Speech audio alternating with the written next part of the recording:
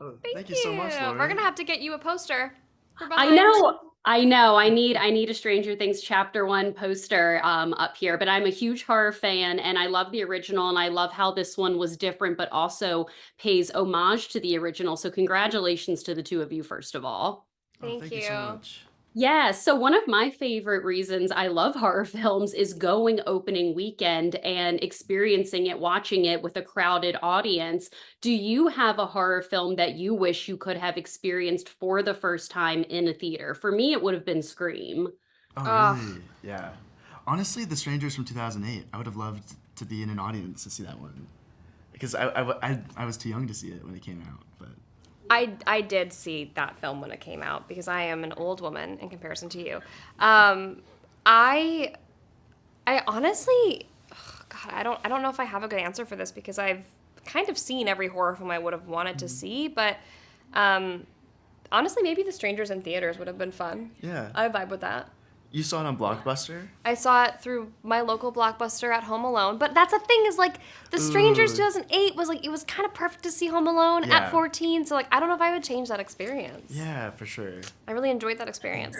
Well, the ending had me just completely terrified. Madeline, your performance is ingrained in my memory. It was just so good. What Thank did you. do the, yeah, of course, you're welcome. What did the two of you do to decompress after a particularly, terrifying scene like that?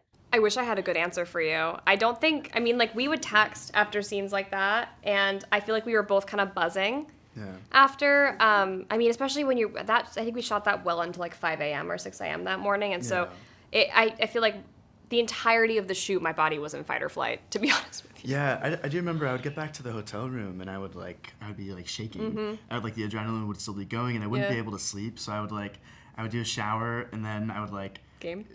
I would either like play World of Warcraft because I brought my laptop, I'm dead. or I would like call my dad or my mom because of the time difference. I'd be able to call them and like that would kind of help decompress a little bit. Yeah.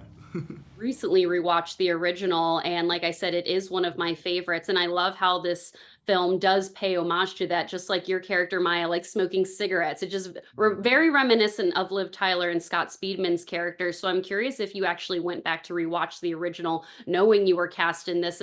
It was important to me for Maya to feel like her personality is a large departure from the Liv Tyler's character. Honestly, because so much of what we were making is a retelling of the original film, that it was important to me that our characters felt different. Although the love is still there, like there was in the original. I wanted it to feel like she had her own things going on that were separate from what was happening in the original. What about you? Yeah, I mean, I actually like when I was going in for the role, I hadn't seen the movie yet, the original, from 2008, and so when I finally did get around to seeing it, I was so blown away by Scott Speedman's character and his performance of his character that I was like, I don't really want to try to do the same thing because I'm not going to be able to do it justice. So I want to keep the silhouette and I want to keep the outline, but I want to kind of fill in the blanks differently. And so, yeah, I kind of just wanted to focus on the relationship between Maya and Ryan and making sure that like the love and the care that they felt for each other was like palpable and real and grounded. No, I love those answers, and I am a love story enthusiast, and the two of you had amazing chemistry, especially you could really see it in that final scene. I don't want to give anything away, but I'm particularly excited for audiences to see that final scene. They are wrapping me. Congratulations again to the two of you. And Madeline, I have to say, I love the blonde, brunette, redhead TikTok. Thank you. We're not going to let it die, I promise. Okay, good. Because when I chatted with Lily and Cami in the last couple of years, and I have also brought it up, and she's like, they're like, we're going to keep it going. We're going to We're keep it keeping it going, I promise. Thank you both so much. Thank you Bye. so much. Bye. Courtney, how are you today? Good. How are you? Good, good. Congratulations on this film. I'm a huge fan of the original film, The Strangers, and I recently rewatched it prior to this film, and I love how this film is different yet pays a lot of homage to the original. So I'm so excited for fans to see this film. And I made the film to your right, by the way.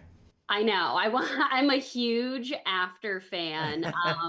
I've done all of the junkets. I've interviewed Joe and Hero and Anna several times over the years. Mhm. They're personally one of my favorite films of all time. So I definitely have a question for you about that later. But Okay. this film has been on my home office wall for like 4 years now. I was like, After's there, but we're talking about strangers. I know. I placed it differently for you. But yes, I personally love horror films. And one of my favorite things about horror films is going to the theater opening weekend and watching it with a crowded audience. So I'm curious, what horror film, if you could choose a horror film to watch in theaters for the very first time, which one or which few would you choose? Well, I was actually talking about this earlier. The first one I ever saw when I was 5 years old, dating myself a bit, but whatever, was The Exorcist. Oh, Right? And when it's been re-released, I've never been around because I was shooting a film somewhere else or out of country or something was happening that I actually saw, like, could see it in the movie theater. So I would love to see that original movie, even though I know it's like a golden oldie, in the movie theater, just like literally just to like have that experience. Actually, now that you're talking about it, it's like I got to know somebody at Warner Brothers with the print. I just got to like actually say, look, just get me a screening room. I'm going to watch this finally. yes. You have the power to just call them up and be like, hey, private screening of The Exorcist, let's go. Actually, I'm going to do that, and you're going to be the reason I did. I'm actually going to do that. We get so busy in life, we just forget the things that we put on our bucket list. Yes, that's The Exorcist in theaters is for sure on the bucket list. Well, I also love how you guys already announced that this was going to be a three-part film franchise. So I'm curious if there's anything you can tease about chapters 2 and 3. I know we had that little middle end credit scene in this film, but I'm curious how much that's going to play into chapter 2. I mean, what I'll tease for you is this. I mean, when we like came up with making this movie and this project came to us, a friend of mine had the rights and he's like, you produce the movie, I don't know how to produce movies. And I was like, okay. And I sort of looked at it and I'm like, you can't remake The Strangers, it's too beloved and you can't do it. I love it. No. Do I want to make like a sequel like Pray at Night? Not really. Pray at Night? Not really. Not that I have anything against it, but I just don't want to tell another stranger's story. Like that's just my personal choice. But I was like, I'm really fascinated with what makes these type of people tick, as I think a lot of other people are, the ones that we can't hear hiding behind the mask, who at the end of the original movie said next time it'll be easier, and I'm kind of interested in the idea that if a victim survived, but was in an environment where they couldn't just go and hide out in a police station, and so therefore they were still prey. And then those people were like, let's have some more fun, right? And let's finish the job. If we could spend some time, real time, to go through that journey, beat by beat, and see what happens to somebody that starts where Maya started and is maybe stuck out there for 4 or 5 days and is, at the same time, go and explore those antagonists and see what makes them tick.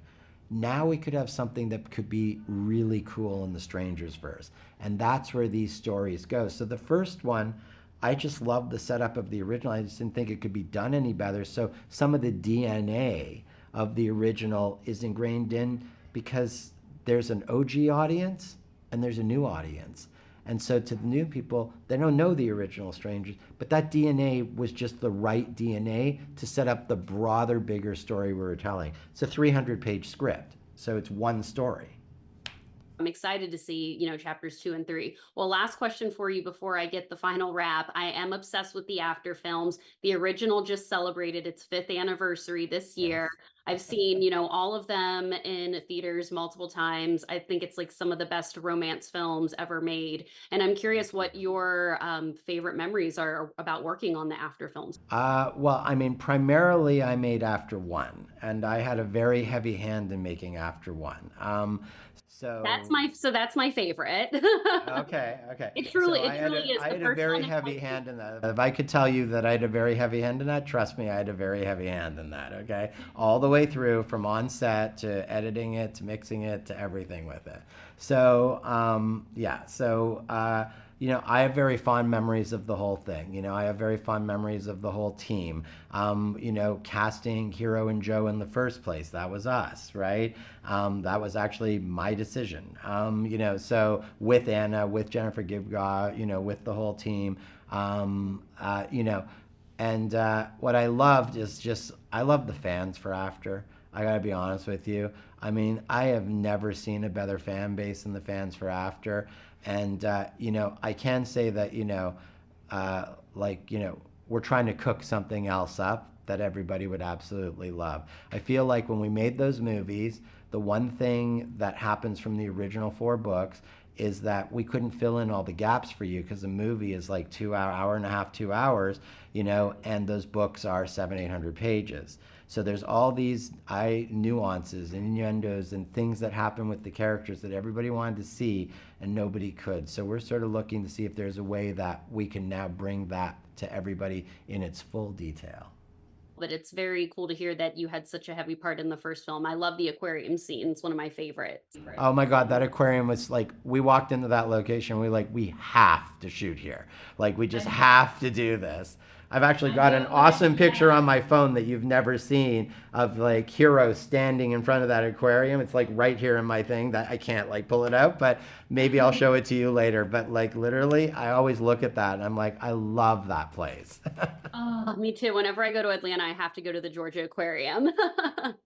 But they agree. are wrapping me, Courtney. I'm so excited for audiences to see the Stranger Things Chapter 1 and excited for the rest to follow. So nice speaking with you today, and congratulations Likewise. again. Thank you. Thank Bye. you. Bye.